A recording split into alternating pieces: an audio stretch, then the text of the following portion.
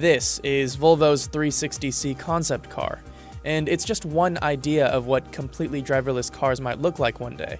That means cars without even a steering wheel that can safely navigate public roads entirely on their own. But with how much we hear about self-driving technology making its way into everyday cars, it's hard not to wonder, how much longer do we have to wait?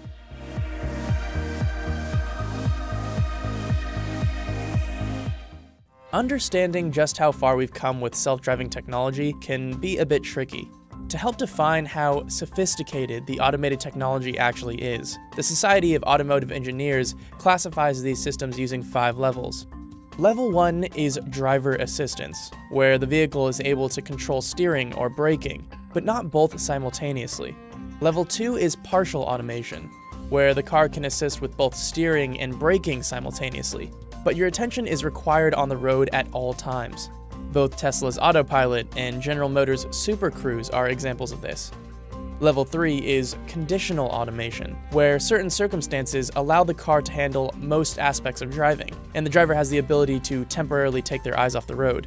Level 4 is high automation, where, in the right conditions, the car can take full control, giving the driver a chance to focus on other tasks.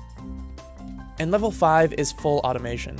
In this hypothetical situation, the car drives you, and there isn't even a steering wheel. So what level are we currently at? Most experts would agree, somewhere between levels 2 and 3.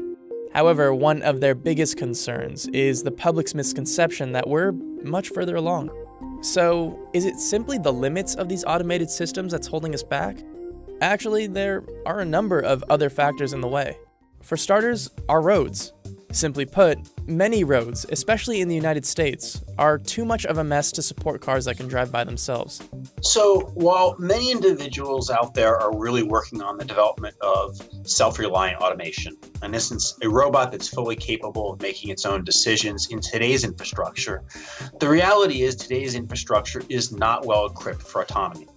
In essence, potholes, poor lane markings, and all the other crumbling aspects of our nation's infrastructure aren't going to support high-tech well.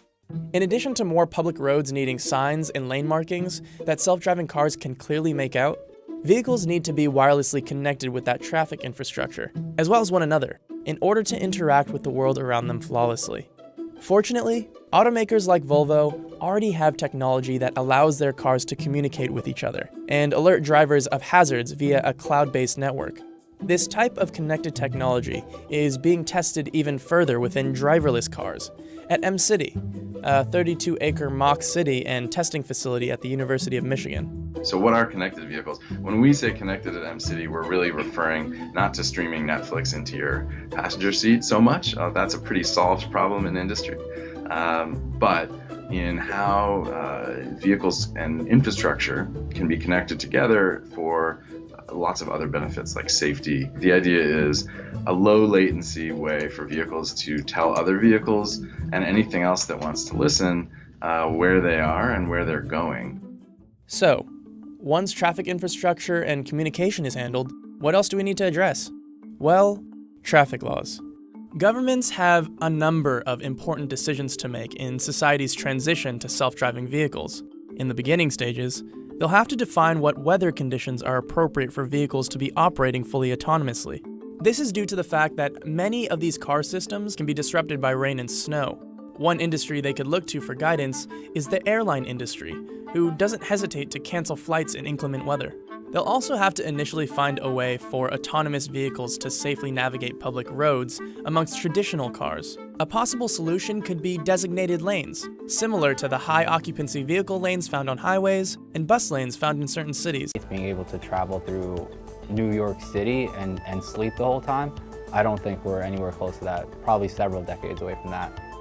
Car makers and tech companies are very heavily focused on the context of driverless technologies. Now, I'm not saying that that's not the future. It is the future. But as many have begun to admit publicly, that future is further away than anybody's realistically considered to date.